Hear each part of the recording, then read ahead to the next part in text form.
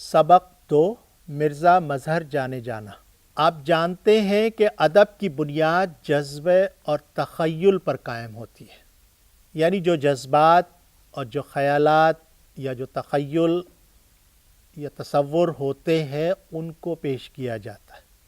جو حالات و واقعات ہمارے ارد گرد یا لکھنے والے کے ارد گرد رونما ہوتے ہیں، وہ ان سے جو احساس یا ان کا جو اثر قبول کرتا ہے تو وہ چاہتا ہے کہ وہ اپنے اس اثر میں دوسروں کو بھی شامل کرے، لہٰذا وہ اس اثر کو دوسروں تک پہنچانے کے لیے جو صورت اختیار کرتا ہے وہ اس کا پیرائے اظہار ہوتا ہے، اور الگ الگ طریقے سے ان کا اظہار کیا جاتا ہے۔ تو ادب کی جو بنیادی چیز ہے اس میں تخیل اور جذبہ، یعنی جذبہ بھی اس میں خاص اہمیت رکھتا ہے، اس پر قائم ہوتی ہے۔ لیکن اگر تاریخ کی بات کریں تو تاریخ جو ہے وہ ٹھوس حقائق پر قائم ہوتی ہے، یعنی اس میں ٹھوس حقائق ہونے چاہیے، ایسے شواہد ہونے چاہیے جو ان جو واقعات رونما ہوئے ہیں ان کو ثابت کر سکے، ان کو مستند کر سکے، ان کی سند دی جا سکے، ان واقعات کو بیان کیا جاتا ہے۔ لیکن اگر ہم اس میں علم کے ساتھ ساتھ ادبی جو اصول ہیں ان کو بھی شامل کر لیں تو یہ ادبی تاریخ کا ایک حصہ بنتے ہیں۔ ادبی تاریخ سے ہماری مراد یہ ہے کہ جو کچھ بھی ادب میں رونما ہوا ہے، چاہے تاریخ کے حوالے سے ہو، چاہے شخصیات کے حوالے سے ہو، چاہے ادب سے جڑے ہوئے لوگوں کے حوالے سے ہو، ان تمام کے بارے میں جو بیان ہے، جو حقائق ہیں ان کو پیش کیا جاتا ہے، وہ ادبی تاریخ کا حصہ ہوتے ہیں۔ ادبی تاریخ کے معنی و مفہوم کیا ہیں اور اس کے اصول کیا کیا ہیں، آئیے اس کی تفصیل کو جانتے ہیں۔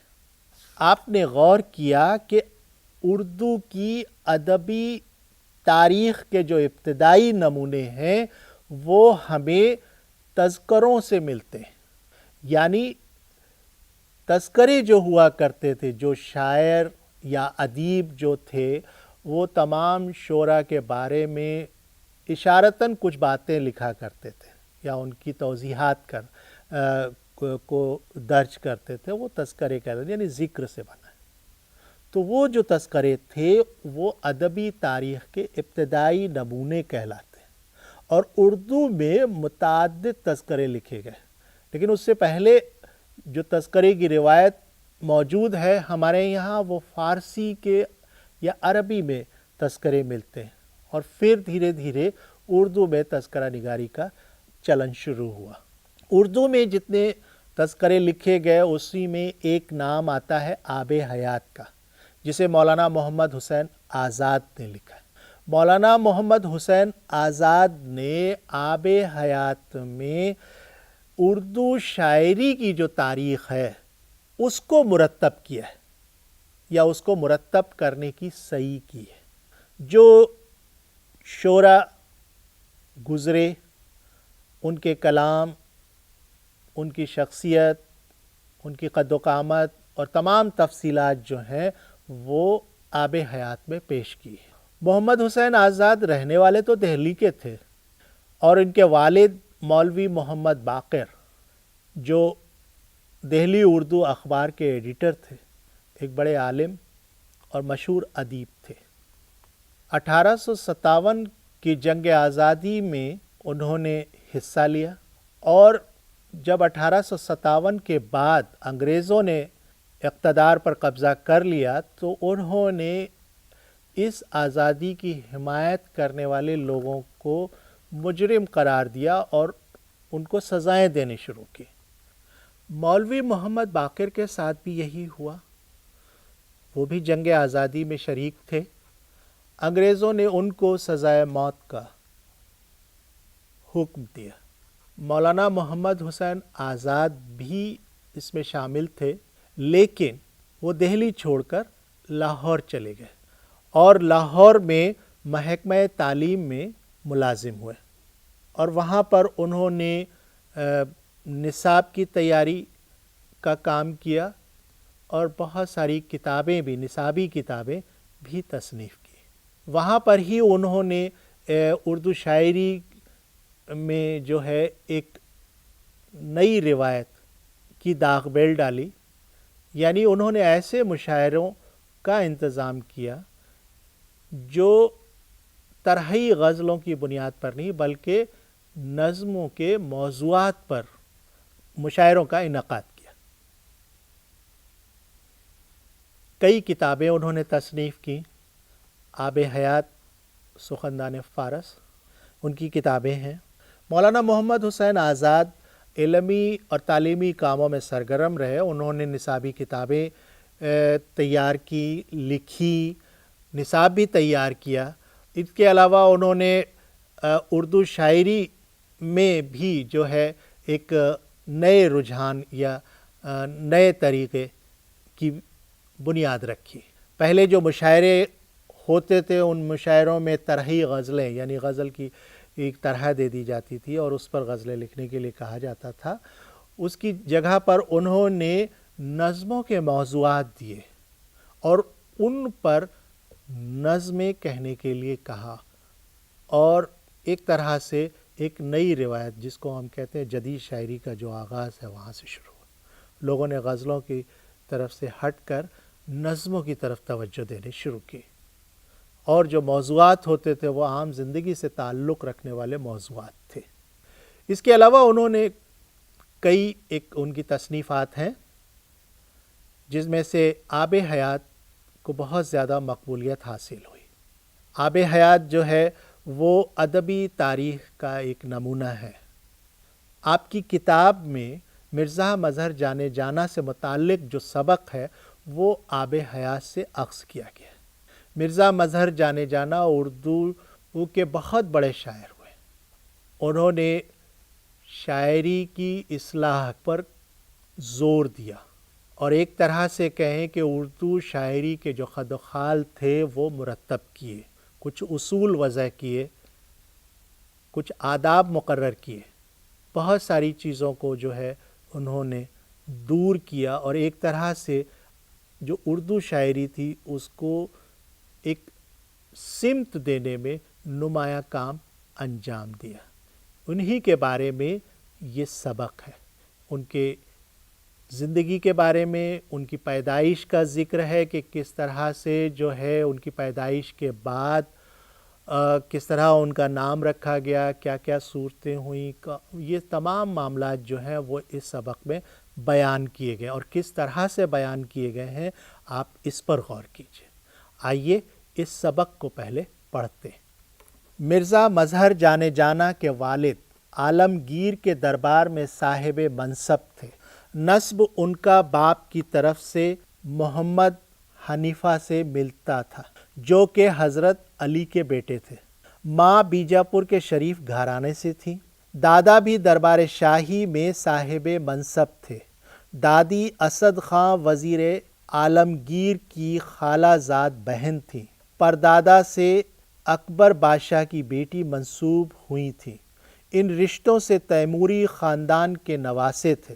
1111 ہجری میں جبکہ عالمگیر دکن پر فوج لیے پڑا تھا، ان کے والد نوکری چھوڑ کر دلی کو پھرے۔ یہ کالا باغ علاقہ مالوہ میں 11 رمضان کو جمعہ کے دن پیدا ہوئے۔ عالمگیر کو خبر گزری، آئین سلطنت تھا کہ امرا کے یہاں اولاد ہو تو حضور میں عرض کریں، بادشاہ خود نام رکھیں یا پیش کیے ہوئے ناموں میں سے پسند کر دیں۔ کسی کو خود بھی بیٹا یا بیٹی کر لیتے تھے کہ یہ امور طرفین کے دلوں میں اتحاد اور محبت پیدا کرتے تھے۔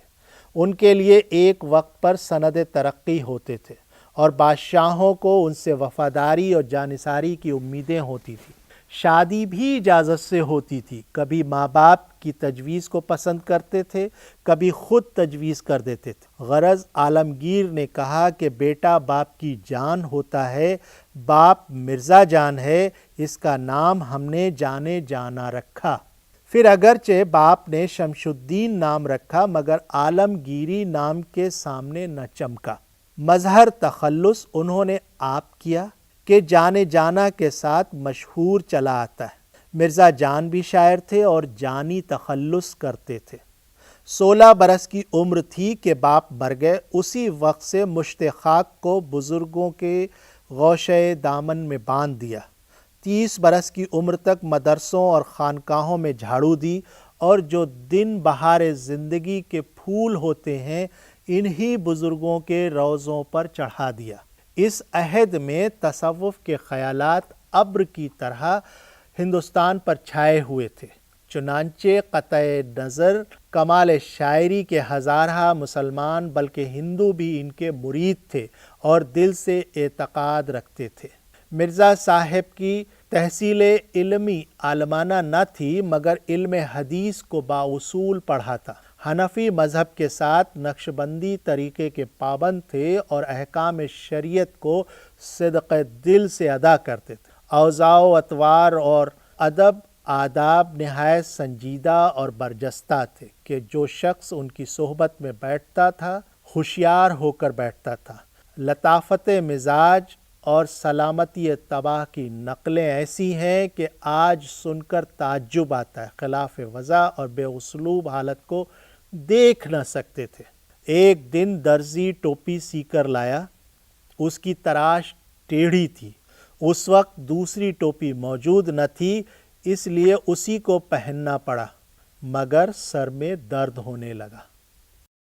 اس طرح سے یہ پورا واقعہ آگے بڑھتا ہے۔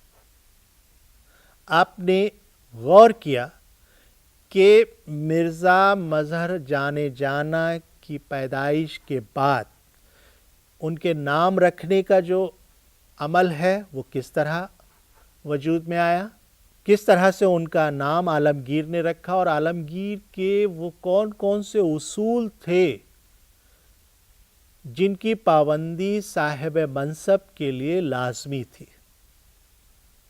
یعنی چاہے نام رکھنے کا معاملہ ہو، چاہے شادی کا معاملہ ہو یا رشتے جوڑنے کا معاملہ ہو، سب پر جو بادشاہ وقت یعنی عالمگیر کا پورا اختیار تھا اور انہی کی مرضی سے یہ سارے کام ہوتے تھے۔ جیسے آگے بڑھتے ہیں آپ دیکھتے ہیں کہ مرزا مظہر جانا کی جو شخصیت تشکیل پاتی ہے اس کی کیا کیا خوبیاں تھیں۔ شاعر تو ایک اچھے تھے ہی لیکن ان کا جو مزاج تھا وہ دوسرے لوگوں سے بہت ہی مختلف تھا۔ بہت سارے واقعات جو ہیں وہ اس میں بیان کیے گئے ہیں، کئی قصے ہیں۔ ایک قصہ ٹوپی کا سب سے پہلے بیان کیا گیا ہے کہ اس کی تراش ٹیڑھی تھی، یعنی جو ٹوپی بنائی تھی سر کے لیے اس کی تراش تھوڑی سی ٹیڑھی تھی۔ چونکہ کوئی دوسری ٹوپی موجود نہیں تھی اس لیے ان کو وہ ٹوپی ہی پہننی پڑی۔ اس کا اثر یہ ہوا کہ ان کے سر میں درد ہونے لگا۔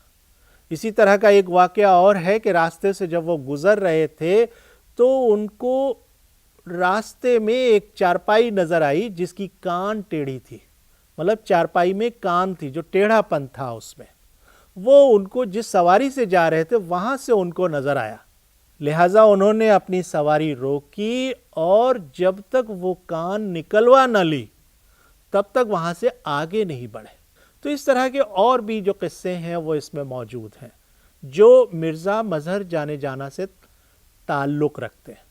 تو یہ ایک نمونہ ہے کہ کس طرح سے ایک شاعر کی زندگی کے بارے میں، اس کی شخصیت کے بارے میں، ان کی شخصیت کے ان پہلوؤں پر جس پر توجہ دی جانی چاہیے، یعنی ایسی مثالیں وہاں سے دی جس سے ان کی شخصیت سامنے آ جاتی ہے، اس کی شخصیت کے جوہر سامنے آ جاتے ہیں، وہ اس میں بیان کیے گئے۔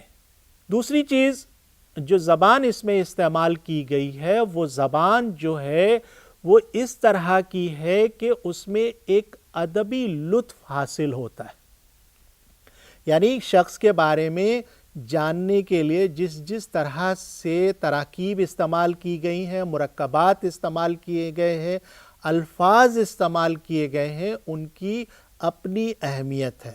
مثال کے طور پر یہی ایک جملہ یہاں پر خاص اہمیت رکھتا ہے کہ 30 برس کی عمر تک مدرسوں اور خانقاہوں میں جھاڑو دی، اور جو دن بہار زندگی کے پھول ہوتے ہیں انہی بزرگوں کے روضوں پر چڑھا دیا۔ جھاڑو دینے سے مراد یہ ہے کہ انہوں نے اپنی 30 برس کی زندگی انہی بزرگان دین کی خدمات میں گزار دی، ان کی خدمت میں گزار دی۔ اب ظاہر ہے وہاں پر بہت سے لوگوں کے جو دنیا سے رخصت ہو چکے ہیں، ان بزرگوں کی وہاں پر ان کے روضے ہوں گے، تو ان روضوں پر جو زندگی کی یہ جو سرمایہ ہے، زندگی کا یہ جو دور ہے، عمر کا یہ جو حصہ ہے، وہ بہت ہی بیش قیمت ہوتا ہے۔ یعنی بہار زندگی کا یہ جو پھول ہے وہ انہوں نے انہی روضوں کو ارپت کر دیے یا انہی روضوں پر چڑھا دیے، یعنی اپنی زندگی کا جو بیشتر حصہ ہے وہ ان کی خدمت میں گزار دیا۔ تو یہ جو اس طرح کے جو جملے ہیں، جس طرح کی جو باتیں اس میں بیان کی گئی ہیں، یہ غور کرنے کی ہیں، اور ان کے معنی کو سمجھنے کے لیے ایسے جملوں پر ہمیں غور کرنا ہوگا۔ جیسے جیسے آپ آگے پڑھیں گے ایسے بہت سارے جملے آپ کو نظر آئیں گے۔ آپ ان جملوں پر غور کیجیے اور کس طرح سے کسی شخص کی تاریخ بیان کی گئی ہے یا کسی شخصیت کے بارے میں بیان کیا گیا ہے، اس پر غور کیجیے اور اس کو لکھنے کی بھی کوشش کیجیے۔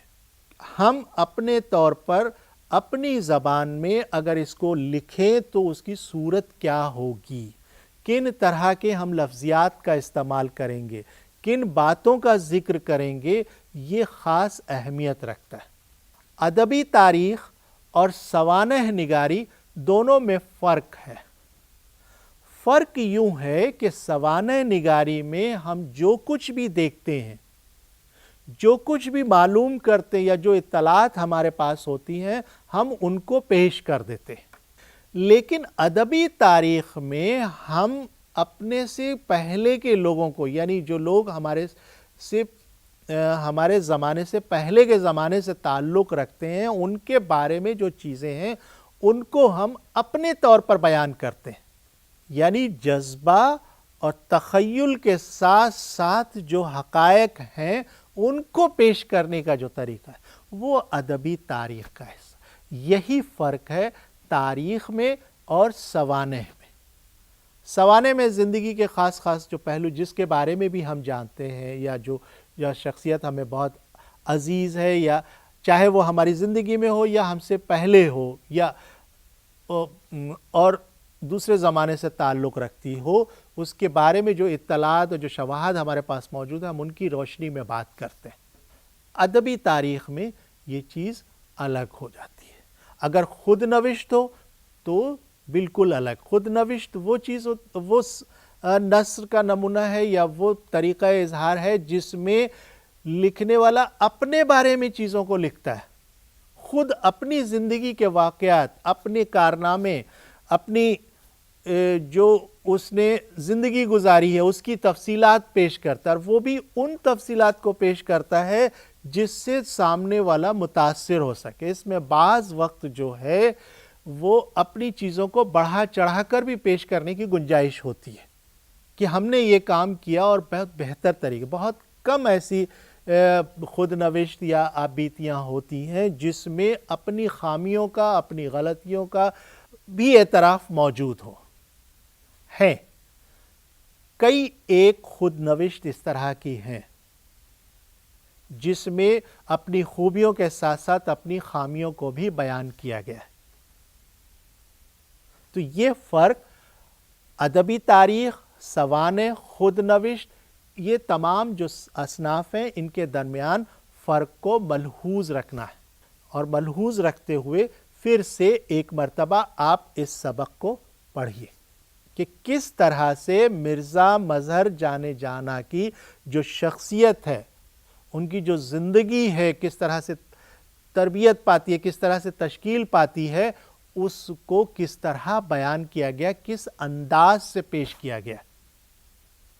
شکریہ۔